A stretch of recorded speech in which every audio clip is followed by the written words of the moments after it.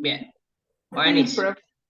Recording in progress. Bien, o sea, eso significa que ya se está grabando, ¿sí? Así que Bien. peínense porque de alguna manera ya los estamos viendo.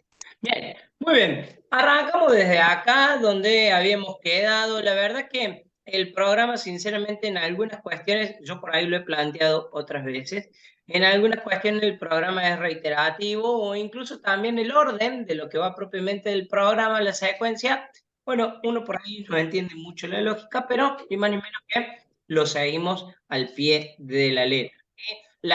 El programa nos invita una vez más a reflexionar propiamente sobre la iglesia en, en las primeras comunidades cristianas. Ya habíamos leído este texto, es un texto muy conocido, propiamente el de Hechos 2, 42 al 47, y habíamos dicho propiamente que ni más ni menos era una comunidad bastante idealizada. Los exégetas bíblicos van a decir propiamente que ni más ni menos que va a ser la comunidad ideal, ¿sí? No porque esto no hubiera sido así en las primeras comunidades cristianas, no, no, no, en absoluto, ¿sí? De hecho era así y ya habíamos dicho que a las primeras comunidades cristianas se los reconocía propiamente por el amor que se tenían.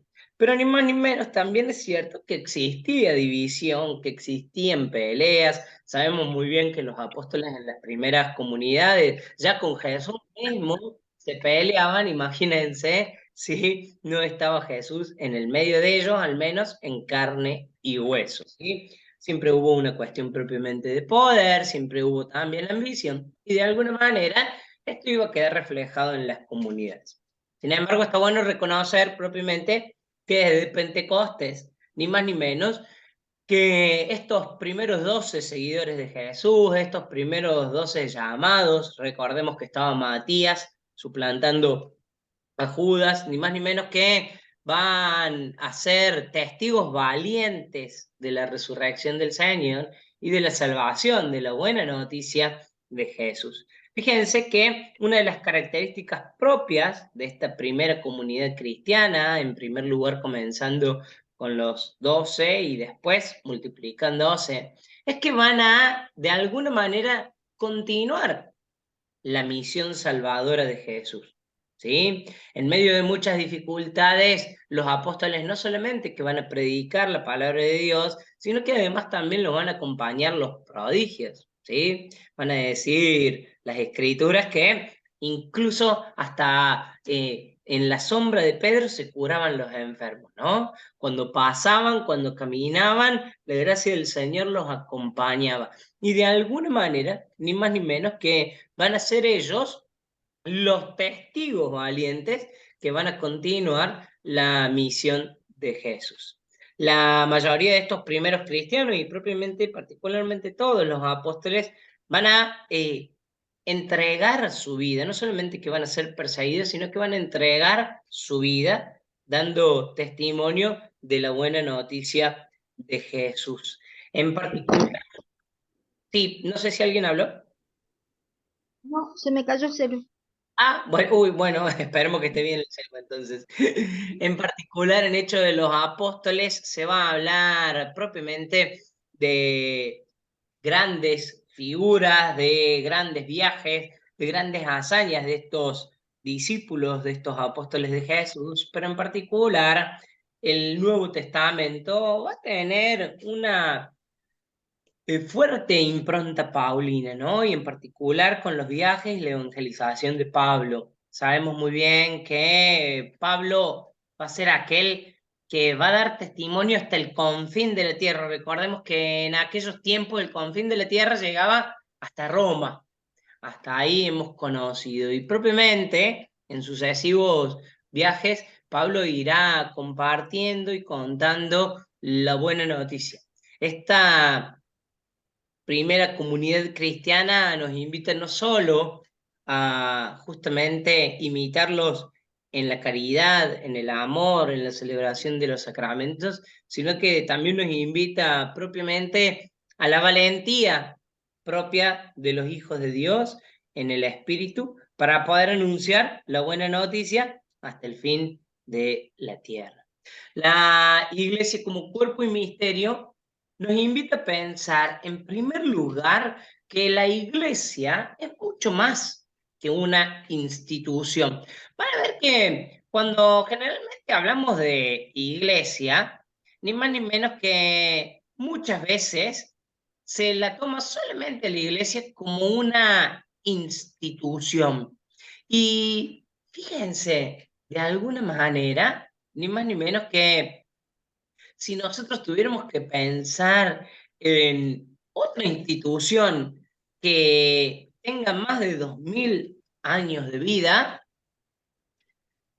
nos costaría encontrar, ¿sí? Porque de alguna manera, ni más ni menos que las grandes organizaciones, hasta las grandes civilizaciones en el mundo han caído, y ni más ni menos que la iglesia tiene más de 2000 años de historia.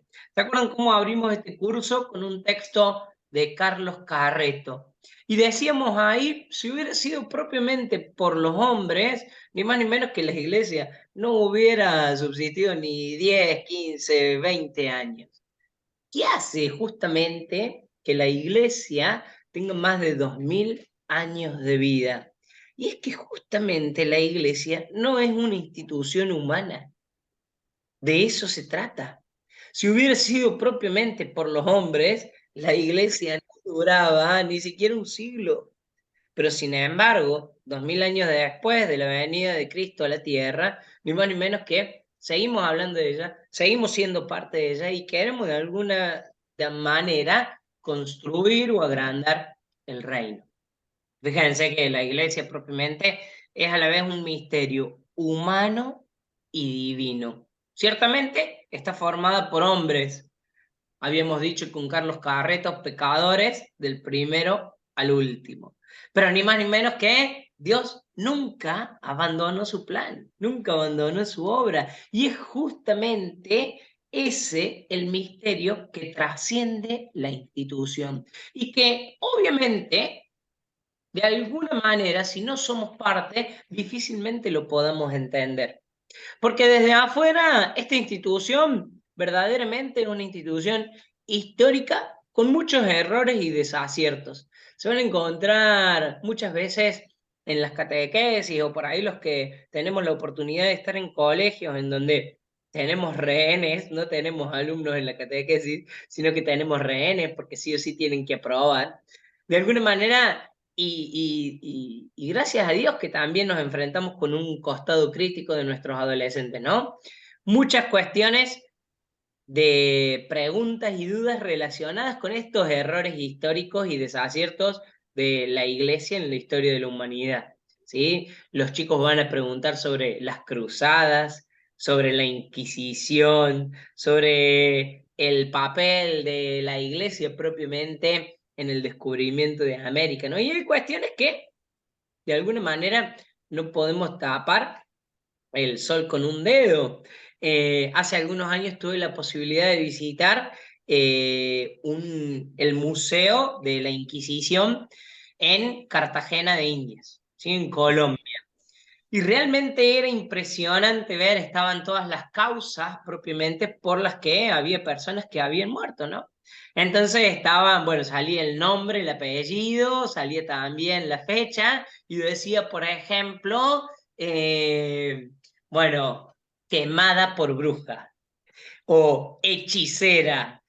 También hablaban o mostraban los elementos de tortura de la Santa Inquisición, ¿no? La Santa Inquisición como este tribunal de la verdad y de la fe, en donde de alguna manera aquel que se apartaba, aquel que no estaba de acuerdo con, o aquel que no comulgaba con la Iglesia Católica, ni más ni menos que propiamente era obligado a adherirse a las filas de la Iglesia, ¿no? Imagínense de qué manera yo puedo querer entrar a un lugar obligado, y mucho más si soy torturado.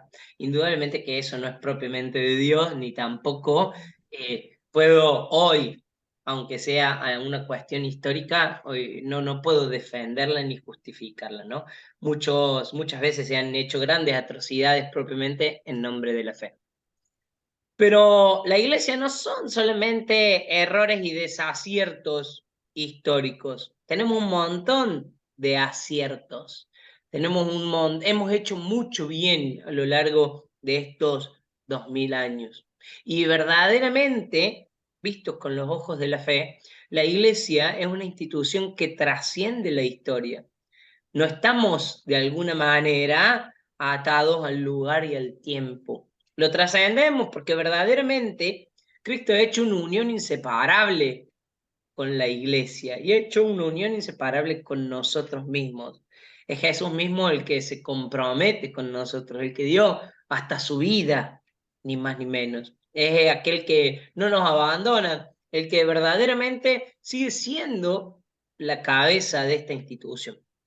Por lo tanto, de alguna manera, pensar que la Iglesia se sostiene solamente o se sostuvo en estos 2000 años, ni más ni menos que por cuestiones de poder o cuestiones propiamente de los hombres, sería negarle la realidad trascendental, la dimensión trascendental de la Iglesia que tiene que ver propiamente con su misterio.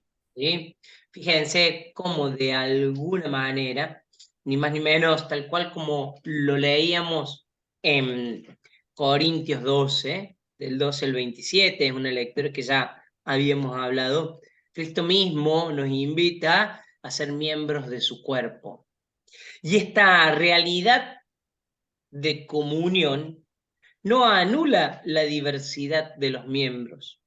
Que seamos todos uno, verdaderamente no nos quita a nosotros aquello que nos enriquece en las diferencias, aquello que nos hace diferentes. Fíjense, la mano, tal cual como lo habíamos dicho, pertenece al cuerpo, al igual que el pie y al igual que los ojos. Tienen misiones, son diferentes y de alguna manera, gracias a Dios, se necesitan unos con otros. De alguna manera también así nosotros en cuanto a cuerpo de Cristo. Él es la cabeza y es Él el que nos asegura una misteriosa y real comunión. Fíjense, quien come mi carne y bebe mi sangre, permanece en mí y yo en él. En otro momento del Evangelio de Juan, Jesús va a hablar de la vid y los sarmientos. Sabemos muy bien lo que le pasa al sarmiento, sin ni más ni menos que lo sacamos de la vid, ¿sí? Se seca, se queda sin vida. Así también un cristiano separado de Jesús verdaderamente no le encuentra sentido a su vida, no le encuentra horizonte, como así tampoco cuando no tenemos comunión con los hermanos.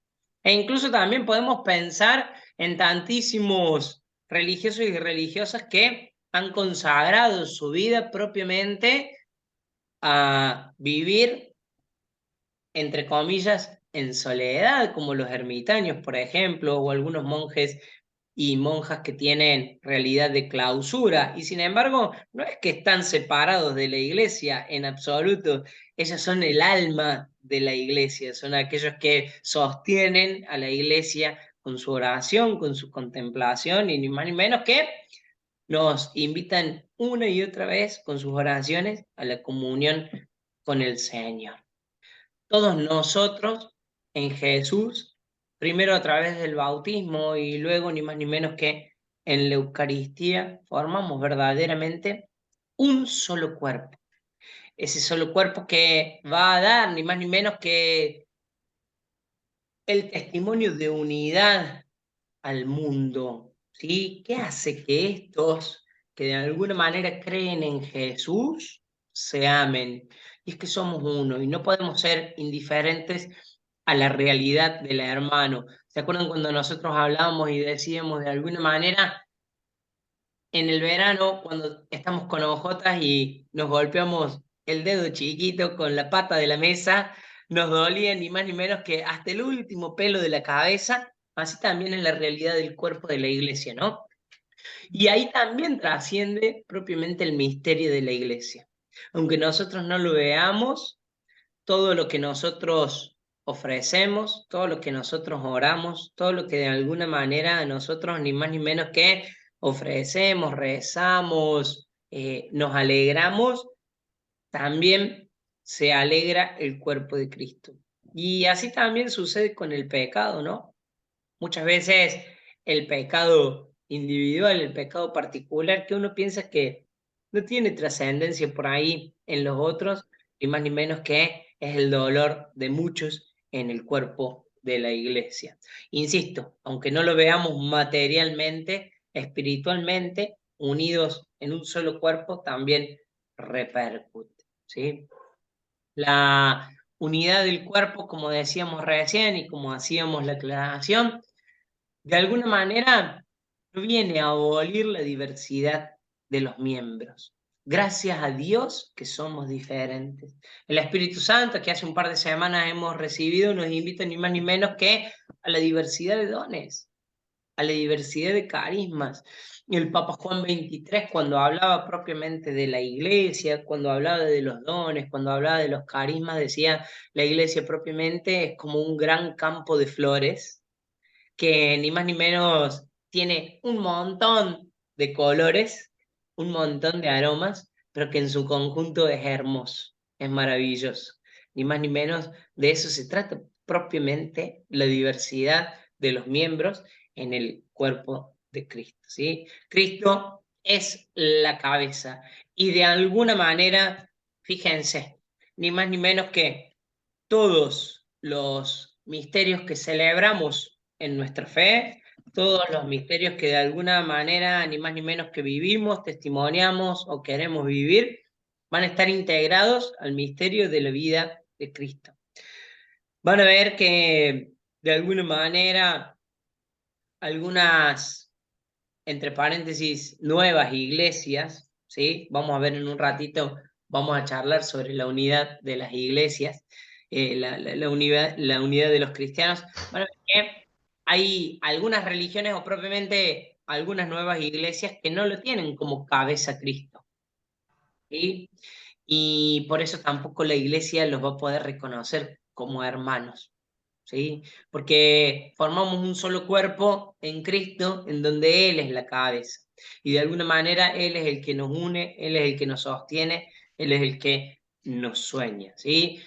Él es la cabeza y no nos abandona nunca.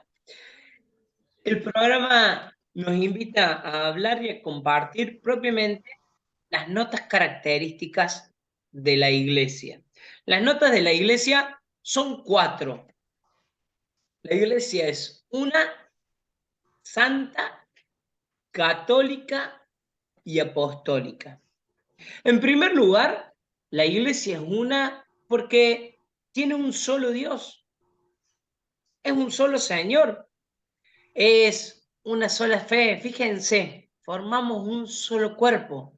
La unicidad de la iglesia está dada ni más ni menos que justamente por estas características, principalmente porque creemos en un único Dios, ¿sí? Tenemos un solo bautismo que nos hace formar parte de un solo cuerpo. Ya habíamos hablado sobre la santidad de la iglesia, que no tiene nada que ver propiamente con la santidad de sus miembros. Fíjense, muchas veces cuando a los catequistas, a los cristianos o a cualquiera que vaya a la iglesia nos quieren criticar, este va a la iglesia, pero el sábado a la noche, o mira, este que se golpea tanto el pecho, pero es que justamente la iglesia es santa, pero lamentablemente está formada por pecadores, del primero al último. Y qué pecadores, decía Carlos Carreto, ¿no? De alguna manera la santidad de la iglesia no tiene que ver con la santidad de sus miembros. Sí estamos llamados a la santidad, claramente. Y de alguna manera, ni más ni menos, que ojalá pudiéramos ser santos. Pero la iglesia es santa porque Dios mismo, Dios Santísimo, es su autor. Y fíjense, la iglesia está vivificada y guiada por el Espíritu Santo. Y más ni menos que justamente ahí radica la santidad de la iglesia. Ojalá que nosotros, ni más ni menos, que podamos también unir nuestros sueños a los sueños de Dios y llegar en algún momento a ser santos. Pero la santidad de la iglesia no tiene que ver con la santidad de sus miembros. Vuelvo a insistir, estamos llamados, ni más ni menos, a la santidad. Pero propiamente no tiene que ver, ni más ni menos, que con la santidad de sus miembros. ¿Sí? La iglesia es católica, el término viene del griego católicos, que nos habla propiamente de universalidad. ¿Sí? La universalidad de la iglesia nos invita a pensar ni más ni menos justamente en que se anuncia todo el mensaje de salvación a todos los pueblos. ¿Sí? Se anuncia la totalidad de la fe a todos los hombres de buena voluntad. Y atención acá, cuando decimos a todos, decimos a todos. Jesús muere por todos. ¿Sí? Y cuando decimos todo el mensaje, Matías, ¿a qué te referís con todo el mensaje? Y es que no puedo hablar de que Jesús murió por nosotros, pero no tiene misericordia de nosotros.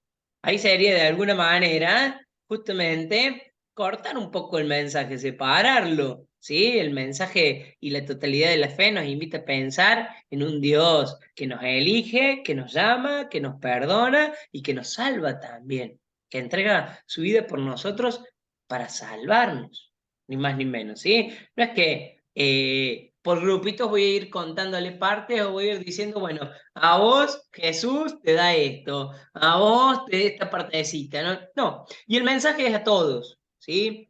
Y cuando decimos a todos, es a todos. La iglesia no reconoce propiamente colores de banderas políticas, equipos de fútbol, nacionalidades, orientaciones sexuales. El mensaje de Jesús es a todos. Que el otro no quiera recibir ese regalo ya es otra cosa. ¿Sí? Fíjense, de alguna manera, yo siempre le pongo el ejemplo a los chicos de, viene uno de ellos o vengo yo y le digo, no sé, Nati, te pensé en vos y te regalo esta cartuchera que te compré en Jujuy. Y además la cartuchera está llena de cosas porque realmente es muy hermosa. Y Nati me dice, mira Matías, muy lindo, pero yo la verdad ya tengo mi cartuchera, así que te la agradezco, no la quiero. Con la salvación pasa exactamente lo mismo. El regalo es para todos. El regalo es personal, es a vos. Pero si vos no lo querés aceptar, no tenemos nada más que discutir porque nuestro Dios es un Dios absolutamente respetuoso, ¿sí? Y sobre todo de nuestra libertad. De alguna manera, el mensaje de salvación tiene que ser para todos. El anuncio tiene que ser para todos. Si de alguna manera, ni más ni menos que el otro no quiere aceptarlo, bueno, justamente y propiamente, de alguna manera ya no tenemos nada más que hablar, ¿no? ¿Sí? Insistir, rezar, todo será a su tiempo, pero acabamos de ver hace un ratito cuando la iglesia quiso imponer. Así no fue. La fe no se impone, se propone, ¿sí? Y de alguna manera volvemos a insistir. La iglesia no crece por proselitismo, crece por atracción. Ni más ni menos yo conozco cómo viven los cristianos y quiero ser como ellos, o yo conozco cómo viven los cristianos y por eso no quiero ser como ellos, ¿sí? De eso se trata. La iglesia es apostólica porque ni más ni menos está cimentada y edificada propiamente sobre los apóstoles de Cristo, los apóstoles del Cordero. Ni más ni menos que fueron ellos los que transmitieron las enseñanzas mismísimas de Jesús de generación en generación. Hoy por hoy son los obispos, los sucesores de los apóstoles, los que siguen de alguna manera cuidando y manteniendo íntegro el mensaje de la fe. Por eso, ni más ni menos que justamente nuestra iglesia es una santa, católica y apostólica. El programa nos va a invitar a hablar de las heridas de la unidad. Yo solamente voy a hacerles una introducción histórica de 1 minuto, 2 minutos, y después los invito a que puedan leer el tema número 12 de ecumenismo del libro que yo les compartí.